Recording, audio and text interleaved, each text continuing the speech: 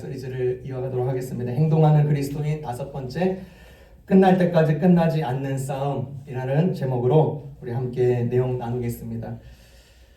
지난 시간까지 우리가 좀 기억을 다시 한번 되새기자면, 개혁에는 외부 공격도 있고 내부적인 공격이 있다고 했습니다.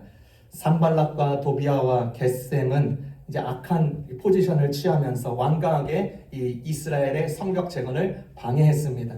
이뿐 아니라 유대인들 내에서 높은 관직이나 부유계층들은 이자 놀이에 여념이 없었다고 했습니다. 느헤미야와 그의 팀은요, 너무나도 통탄할 노릇이었습니다. 외부 공격에 대해서는 팀을 만들어서 경비대, 또 작업반, 교대로 일을 진행하면서 적의 위협에 대비하고 완벽한 작전을 보여주었습니다. 내부 문제에 대해서는 이자놀이가 할 때가 아님을 확실히 못 박아 두었습니다. 다 돌려주라고 했을 때 모두가 동의했습니다. 이렇게 느헤미야는 개인적으로, 정치적으로, 목회적으로, 행정적으로, 또 사회적인 문제, 다양한 문제를 아주 훌륭하게 대처해 오고 있었습니다. 이제 그의 단합된 팀은요, 성벽을 다 재건했고, 이제 남은 것은 뭐냐? 성문의 문 하나 이제 있어. 문만 설치하면 되는 거예요. 문만. 그런데 그 문만 설치하면 되는데 곧 새로운 문제에 직면하고 맙니다. 이 6장 내용에는 하나님의 종을 상대로 벌어진 이 반대파의 3가지의 음모가 나타납니다. 그 3가지를 여러분과 함께 나누고자 합니다. 첫 번째, 느헤미야를 납치하려는 음모가 나타나고 있습니다. 이제 성벽은요, 완성이 되었습니다. 이제 문만 달면 되는 것이에요. 어마어마한 방해 공작도 있었습니다. 그런데 굳건하게 아주 굳세게 잘 해내었습니다. 성문 작업만 하면 이제 모든 게 끝이었습니다. 성벽 재건에 극심히 반대했던 사람들은 이제 그 공동체 무리들을 무너뜨리기보다는 이 지도자 한 사람을 완전히 망가뜨리는 작전을 세웁니다. 이 느헤미야를 제거해야겠다. 이들은 이제 느헤미야가 단순히 중요한 건축 이 과제를 위해서 예루살렘에 온 것이 아님을 알았습니다. 도시를 굳건하게 할 뿐만 아니라 신실한 공동체를 세우려는 이 움직임을 적들은 이제 아는 거예요. 느헤미야가 단순히 공사하러 왔다는 관리자가 아니었다는 것을 이제 알았는 것입니다. 그래서 이들은 느헤미야를 처치하기 위해서 작전을 세우는데 그 방법이 무엇이냐? 납치였습니다. 느헤미야를 적의 영역으로 유인해서 어떻게 잡아놓고 처단하겠다는 음모였죠. 그들의 속셈은 이렇습니다. 잘 구슬려서 느헤미야를 잡아서 일단 납치하면 쉽게 처리할 수 있다라고 보는 것이죠. 페르시아 왕에게 느헤미야가 갑작스럽게 강도에게 의해서 죽었습니다 보고하면 되는 거예요. 산발락과 겟셈이 이 느헤미야에게 사람을 보내서 메시지를 전달합니다. 우리 오노 평화에서 함께 만납시다. 이렇게 제안을 했습니다. 그곳은요, 예루살렘 지금 성벽 재건이 일어나고 있는 북쪽으로 하루길이었습니다. 미팅을 하기 위해서 하루길을 가야 되고 또 돌아오면 하루길이니까 이를 다 보면 한 주의 반을 소비해야만 했습니다. 느헤미야는 그 협의 미팅에 대한 제안을 생각해 보니까 적절한 시간도 아니었고 적절한 장소도 아니었습니다. 교묘하게 위장된 사연 송고 작전이었음을 알아채렸습니다. 느헤미야는요, 아주 정확하게 분별한 것이죠. 좋은 제안과 협의를 위해서 만나자는 이 상대방의 요청은 사실 교묘하고 매우 위험한 허풍임을 알았습니다. 여러분, 느헤미야가요, 한 번 거절했습니다. 그런데 총 4번을 제안해 와요. 느헤미야는요, 분별해서 완강하게 거절하고 단호히 태도를 취하고 융통성 없어 보이는 그렇게 초청에 거부하고 맙니다. 여기서 우리는 꼭 기억해야 될 것이 있습니다. 악과 악의 세력은요, 집요하게 결단합니다. 한 번 아니라고 해서 포기하지 않습니다. 2번 제안하고 3번 제안하고 4번 제안합니다. 여러분, 악은 이렇게 결단하는 거예요. 여러분, 어느 한 정당은요, 자신과 다른 정당을 와해시키고 무너뜨리려고 결단하는 경우가 참으로 많습니다. 지존파라는 조폭은요, 모든 부자를 죽이기까지 멈추지 않겠다고 그 위세를 펼쳤습니다. 결단하는 거예요. 신천지라는 이단도요, 교회를 완전히 깨부시기 위해서 포기하지 않는다고 합니다. 집요하게 결단하는 거예요. 느헤미야도요, 이것을 잘 분별해서 단호하게 결단하는 거예요. 내가 이 일을 마치기 전까지는 가지 않겠습니다. 여러분, 현대 사회를 한번 생각해 보세요. 현대 사회는요, 상대주의적 문화가 너무나도 강한 시대입니다. 그래서 어떤 사람이 편협한 관점을 가지고 편협함을 보이면 적으로 두거나 멀리하는 경우가 참 많습니다. 많은 사람들, 혹 현대의 문화 흐름은요, 확고한 도덕적이고 영적인 신념을 가진 사람들에게 용납하기가 힘든 시대가 되었습니다. 성행위에 대해서, 결혼에 대해서, 알코올 중독에 대해서, 낙태에 대해서, 약물 남용에 대해서 명확한 성경의 기준을 가지고, 그리고 타협하지 않는 기준을 가진 사람들을 대할 때 편견과 편협한 사람으로 대할 때가 너무나도 많습니다. 여러분, 느헤미야는요, 정확하게 분별했습니다. 자신이 편협해 보일지라도, 꽉 막힌 사람에게 보일지라도 사람들의 기호에 따라서 움직이기보다는 하나님을 공경하는 명확한 원칙을 두고 옳은가 옳지 않은가 여기에다 기준을 두고 그렇게 확고한 태도를 취한 것이죠. 신념을 지킨 것입니다. 여러분, 더구나요, 성벽은 다 이제 진행되었고 이제 성문만 설치하는 상황이 되었습니다. 느헤미야는 샴페인을 터뜨려도 되는 상황이었습니다. 산발락과 게셈이 협의 미팅을 갖자고 했을 때 자신의 위용을 드러내면서 너 우리 공동체 봤지? 너희가 반대했어도 이렇게 우리가 완성했어요 라고 하면서 상대방을 부끄러워하게 할 수도 있었습니다. 그러나 느헤미야는 끝날 때까지 끝나지 않는 싸움임을 정확하게 분별했습니다. 여러분, 예전에 우리 한국의 아시안 게임에서 한국 스케이팅 경기에서 놀라운 일이 벌어졌습니다. 여러분 잘 아실 것이에요. 다들 아시다시피 아시안 게임에서 그 병역 미필 선수가 금메달을 따면요, 병역이 면제가 되는 것입니다. 그러니까 어마어마한 베너핏이 있는 거예요. 영예도 얻을 뿐만 아니라 자기가 이제 선수 생활을 더 오래 할 수 있고 더 명성을 뛰어넘을 수 있는 것입니다. 우리나라 선수가 이제 결승전에서 스케이팅으로 1등으로 달리다가 결승전 끝에서 미리 승리 세레머니를 해버린 거예요. 그런데 그 와중에 그 뒤에 쫓던 그 상대방이 발기술로 확 하는 바람에 그 사람이 1등이 되고 승리 세레머니를 한 사람은 우리나라 사람인데 0.01초 차로 금메달을 놓쳤습니다. 은메달을 받고 나서 또 병역 혜택까지 놓치고 말았어요. 얼마나 안타까운지요. 그렇죠? 자신도 너무나도 안타까우면서 인터뷰에서 자신이 너무나 경솔했습니다라고 한탄하는 장면이 있었습니다. 성도 여러분, 누가 진정한 프로입니까? 종이 울릴 때까지 긴장을 놓치지 않는 자가 프로인 거예요. 느헤미야는 끝까지 긴장 상태를 유지하는 거예요. 결단을 갖는 것과 이 결단을 지키는 것은요, 전혀 다른 문제인 것입니다. 위험을 분별했고 거의 다 성벽 재건이 끝났다고 해서 승리를 미리 작축하지도 않았고 상대의 계획에 조종다기를 단호하게 거부하면서 결단을 지킨 것입니다. 현대 사회, 교회와 사회 모두는요, 아무리 지속적인 모함이 들려오고 엄청난 대가를 우리에게 부여한다 할지라도 하나님을 공경하고 원칙에 충실하겠다는 타협하지 않는 결단을 가진 사람들이 필요한 것입니다. 저와 여러분이 그런 사람 되기를 주님의 이름으로 축원합니다. 두 번째입니다. 느헤미야를 모함하려는 음모가 나타납니다. 느헤미야를 모함하려는 음모가 나타난다. 6장 5절부터 9절까지 제가 읽도록 하겠습니다. 산발랏이 다섯 번째는 그 종자의 손에 봉하지 않는 편지를 들려 내게 보냈는데 그 글에 이르기를 이방 중에도 소문이 있고 가스무도 말하기를 너와 유대 사람이 모반하여 하려 성벽을 건축한다 하나니 너가 그 말과 같이 왕이 되려 하는도다. 또 내가 선지자를 세워 예루살렘에서 너를 들어 선전하기를 유다의 왕이 있다 하게 하였으니 지금 이 말이 왕에게 들릴지라. 그런즉 너는 이제 오라 함께 의논하자 하였기로 내가 사람을 보내어 그에게 이르기를 내가 말한 바 이런 일은 없는 일이요 내 마음에서 지어낸 것이니라 하였나니 이는 그들이 다 두렵게 하고자 하여 말하기를 그들의 손이 피곤하여 역사를 중지하고 이루지 못하리라 함이라. 이제 내 손을 힘있게 하옵소서 하였노라. 느헤미야가요 4번째로 산발랏의 초대를 거절하자 산발랏은요 전술을 바꿔야 한다는 것을 알았습니다.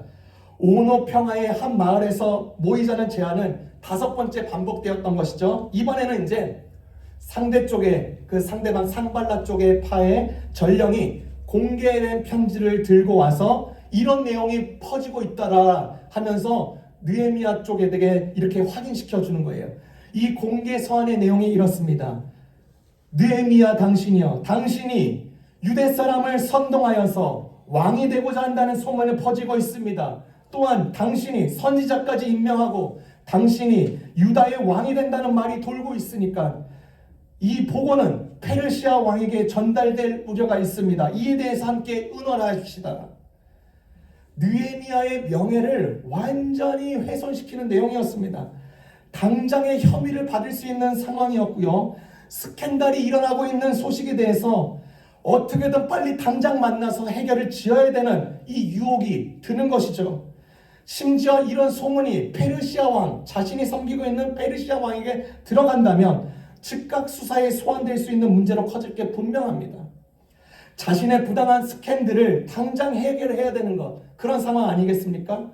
이런 말이 돌고 있다면요, 성벽 재건을 위해서 지금까지 밤낮 노력하면서 수고한 사람들도 수군되면서 이런 말이 돌았을 것입니다. 아니, 느헤미야 자신이 왕이 되겠다니, 아니 저가 결국 자신의 커리어를 위해서 일했던 거야? 그쵸? 악은요 이렇게 교묘하게 계속 악한 세력은 교묘하게 이렇게 접근합니다. 이번에는요 깔아놓은 판에 나와서 증명하라는 셈인 것입니다. 모함이라는 떡밥을 깔아놨어요. 산발랏과 도비아는 철저하게 가스라이팅을 펼칩니다. 진실이 아닌 숨은 의도를 이루기 위해서 좋은 말, 필요한 말, 적절한 말, 친절의 말로 회유하는 경우가 많죠. 가스라이팅입니다. 신앙생활을 할 때요, 사단이 올가매고 이렇게 넘어뜨리는 방법 중에 아주 크게 성공하는 방법이 있습니다. 환경을 이용하는 것입니다. 환경을 이용하는 것. 특히 말로 이루어지는 환경을 아주 잘 이용합니다. 말로 이루어지는 환경. 며칠 전에 우리가 아주 감사한 날, 추수감사절을 잘 보냈죠. 여러분, 감사절이 지난 후 며칠이 지났습니다. 어떻습니까? 더욱 감사가 넘치십니까? 감사가 이렇게 감사한 일이 많으세요? 어떠세요? 여러분, 이스라엘 백성들 한번 보세요. 예전에 거대한 홍해 사건을 통해서 통과하고 나고 감사의 찬양을 올려드렸습니다. 어떻게 보면 최고의 감사절을 보냈어요. 자기 인생에 있어서 최고의 기억입니다. 최고의 감사날입니다. 그런데 3일 만에 하나님을 의심하고 대적하려고 합니다. 물이 없다고 하면서 엄청난 투쟁심을 가지고 이렇게 말을 해요. 이곳에서 우리를 죽일 셈입니까? 말을 퍼뜨려요. 이런 말을 퍼뜨립니다. 말로요 최고의 감사날을 지냈던 그 날을 무너뜨리고 있는 거예요. 말은요 이처럼 정말 효력이 무시무시합니다. 자신이 말하는 대로 되는 경우도 참으로 많습니다. 말은요 사람을 예속하는 능력도 있어요. 그래서 예부터 우리나라 말에 말 조심해라, 그렇죠? 발 없는 말이 천리 간다 라고 했습니다. 잘 아는 전쟁의 그 아주 탁월한 지도자 나폴레옹은요 전시 때나 평시 때에도요 자신의 사무실 벽 앞에 이렇게 문구를 써놓았습니다. 당신이 부정적인 이야기를 전달할 예정이라면 돌아가시오. 여러분, 부정적인 말을 하는 것도 또 부정적인 말을 듣는 것도 이게 삼가야 되는 것을 분명하게 알려주고 있습니다. 여러분, 부정적인 말이 생각이 나거든 먼지 털듯이 털어버려야 됩니다. 먼지 털듯이 더러워 털어버려야 됩니다. 혹은 여러분의 그룹 가운데 누군가의 그룹 가운데 부정적인 말을 들을 때가 있습니다. 화제를 돌려버려야 됩니다. 그 부정적인 말이 나를 잡아버릴 때가 많습니다. 그 부정적인 말에 의해서 내 자신이 묶이기 때문입니다. 산발락과 도비아는요, 이 교묘하고 엄청난 모함의 말로 계속 전달하고 있는 것이죠.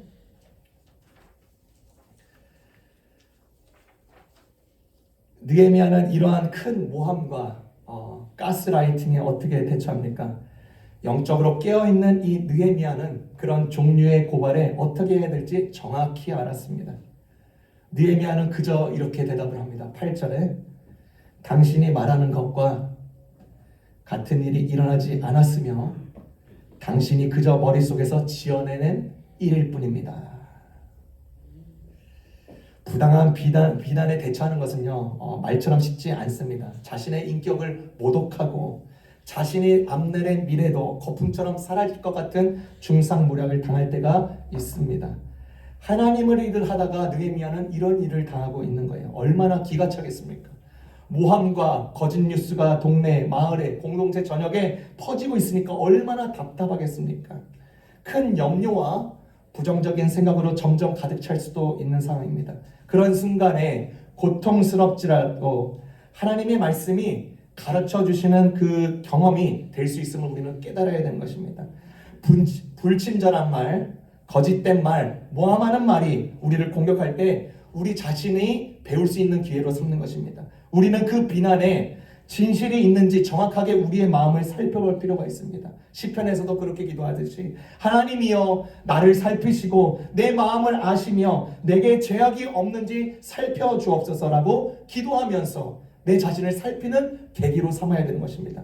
또 이렇게 거대한 모함이 나를 짓누를 때 성경에서 배울 수 있는 것이 있습니다.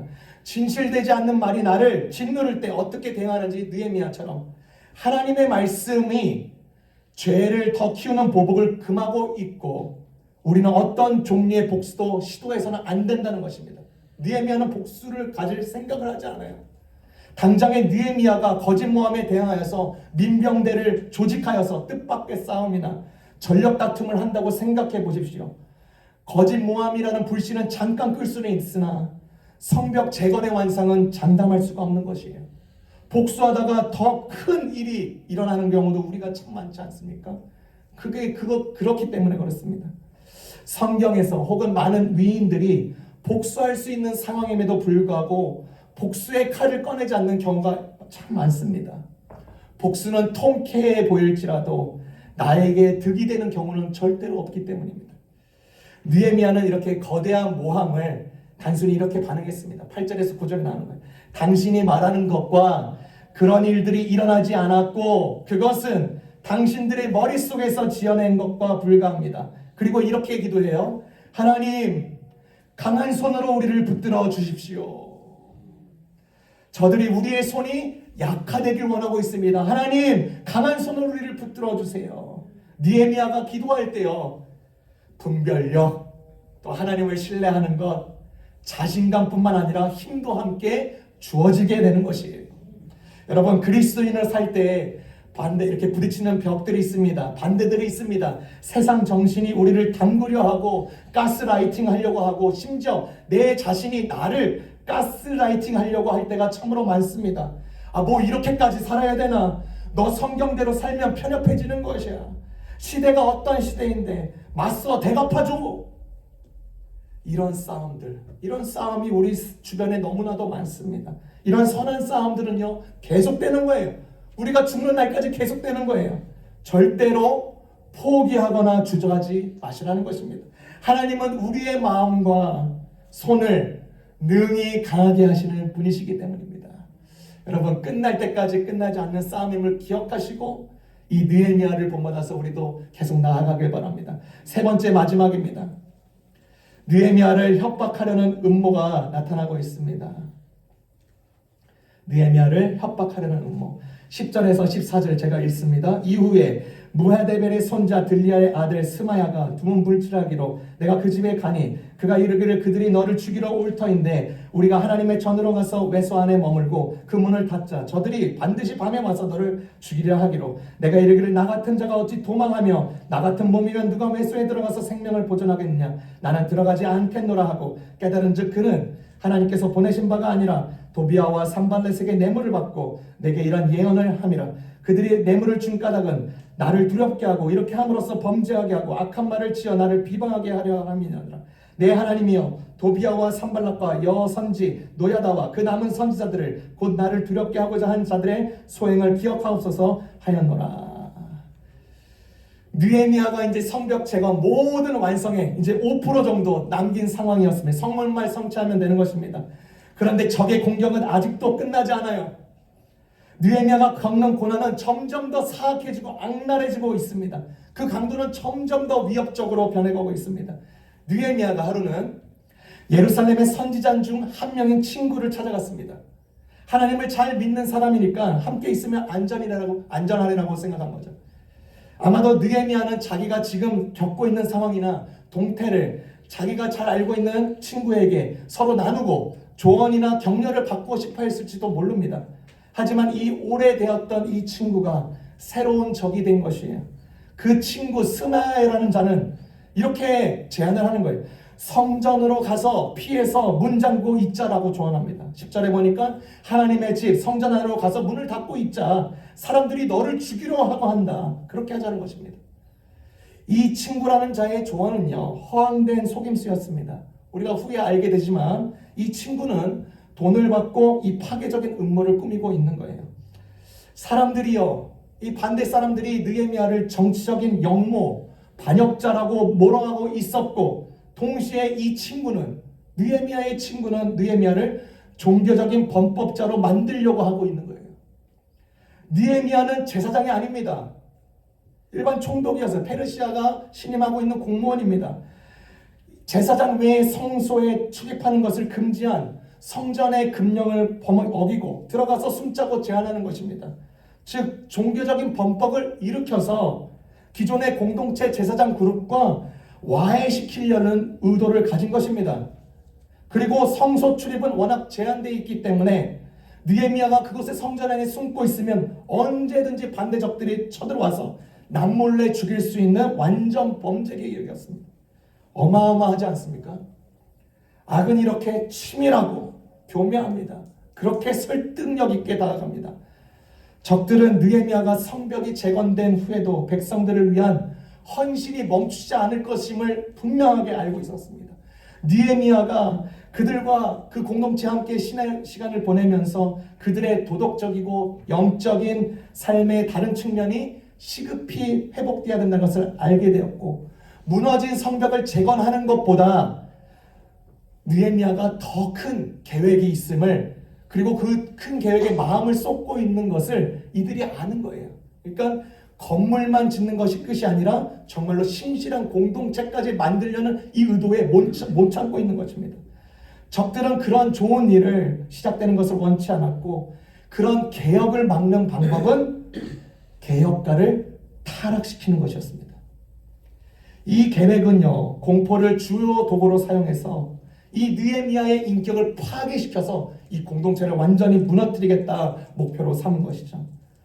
저는 이 느헤미야를 넘어뜨리기 위해서 하나님께 쓰임받았던 이 사람 스마야가 적의 무리에 합류되었다는 사실에 주목하고 싶습니다. 돈으로 매수된 것입니다. 자기의 야망과 자기의 욕심에 의해서 얼마든지 퇴락할 수 있음을 보여주는 것입니다. 오늘날에도 마찬가지죠. 매체와 뉴스를 통해서 목회자들의 실상이 드러날 때가 참으로 많습니다. 그런다고 해서 그러한 이유 때문에 믿는 자들은요, 자신의 신앙의 기준을 낮추는 기회로 삼아서는 안 되는 것입니다.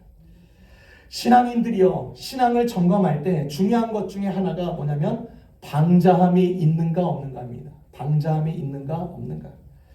목회자가 어느 성도의 죄를 지적하면 꼭 반문하는 것이, 목사들도 그러는데요, 이 말을 곧잘 합니다. 이것은 방자한 것입니다. 너도 그렇고 나도 그런 존재인데 왜 내 죄를 지적하냐, 이것입니다. 죄를 지적당하면 회개해야 합니다. 고쳐야 합니다. 죄를 지었다는 사실을 받아들이고 하나님을 두려워하는 마음으로 내가 큰 일을 저질렀구나 회개하면서 돌아가는 것입니다. 그런데 당신은 안 그래요? 라고 묻는 것은 방자한 것입니다. 그 방자한 것은요, 다른 사람이 다 그러니까 뭐가 아니라 하나님을 두려워하지 않을 때 생기는 것입니다. 선지자 스마야는 느헤미야의 친구였습니다. 하나님의 일을 하는 사람이었어요. 그러나 방자히 행했습니다. 산발락과 도비아가 자신을 돈으로 매수를 하려고 할 때 느헤미야를 성소 안에 유인해라 라는 이 제안 앞에서 스마야는 생각했겠죠. 저기 A씨 제사장도 그러는데 뭘. 저 B 신실한 저 성도도 그러는데 뭘. 저 C라는 목회자 저 성도도 그러는데 뭘. 방자히 행하는 것입니다. 사람들은요, 이처럼 언제든지 명분을 세우면서 방자히 행할 수 있는 것입니다. 저 성도도 사기쳤는데 뭘. 저 성도는 말만 하면 거짓말인데 뭘. 저 친구도 신앙생활 저렇게 하는데 뭘. 여기에 넘어가면 안 되는 것입니다. 명분 찾다가 정작 자신은 허탄한 데 넘어지는 꼴로 남는 경우가 너무나도 많습니다. 이 느헤미야의 이 친구 스마야를 보면서 우리에게 큰 교훈을 주는 것이죠. 나는 언제든지 좋은 도구로 혹은 악한 도구로 쓰일 수 있다는 점에 경각심을 가져야 되는 것입니다. 여러분, 우리 유명한 사람이 있습니다. 닉 부이치치라는 사람입니다. 닉 부이치치. 이 자는요, 태어날 때 사지가 없는 상태로 태어났습니다. 두 발이 없습니다. 작은 몸뚱이와 얼굴만 있습니다. 어렸을 때 자신의 모습을 보니까 너무나도 비통한 것이에요. 하나님께 열심히 기도해서 다리가 생기는 기적을 바랬습니다. 그런데 결코 이루어지지 않았습니다. 이런 엄청난 패배감과 다른 사람과 비교하면서 살아가니까 너무나도 자신이 없고 너무나 비참한 거예요. 자살을 결심하는데 이마저도 무산이 됩니다. 그러나 그 과정 속에서 하나님을 인격적으로 만나요. 그러면서 그가 새로운 정체성을 받으며 더 이상 장애에 묶이지 않는 인생을 결단합니다. 사지가 멀쩡한 사람들이요, 수영을 못하는 사람 꽤나 있습니다. 그런데 이 닉 부이치치는요, 물속에 들어가면 물개입니다. 장애가 있는데요, 결혼해서 내 자녀의 아버지가 되었습니다.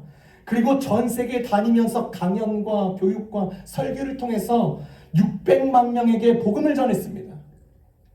부족하고 정말로 연약한 덩어리인 것 같은데 선한 도구, 좋은 도구로 쓰임받고 있는 것이에요. 반면에 책 오체 불만족의 저자 오토다케 히로타다라는 자가 있습니다. 닉 부이치치와 같은 몸을 태어났고 이 자 역시 야구, 농구, 수영 못하는 운동이 없었습니다. 그런 장애를 가지고 태어났지만 이겨낸 인간 승리의 스토리를 책에 담아서 400만 부가 넘는 베스트셀러 작가가 되었습니다. 오체 불만족, 여러분 잘 아실 것이 그 책. 신체는 불만족하나 인생은 대만족한다는 그런 인생 역전글이 써 있습니다. 엄청난 인기를 얻었습니다. 그래서 그것을 힘입어서 국회의원까지 될 뻔했습니다. 그런데 그의 몸을요, 참 놀라운 곳에 씁니다. 두 팔과 두 발이 없는데도 자신의 아내와 세 자녀가 있음에도 불구하고 5명의 다른 여성과 불륜을 저지릅니다.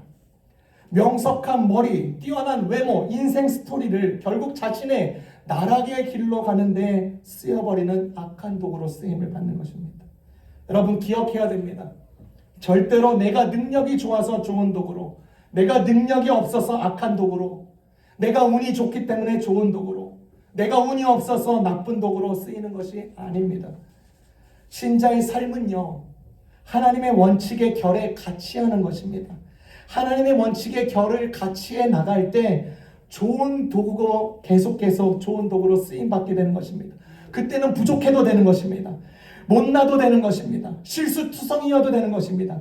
못난 것을 통해서도 하나님은 도구로 쓰신다는 것을 성경이 내내 고백하고 있는 것입니다.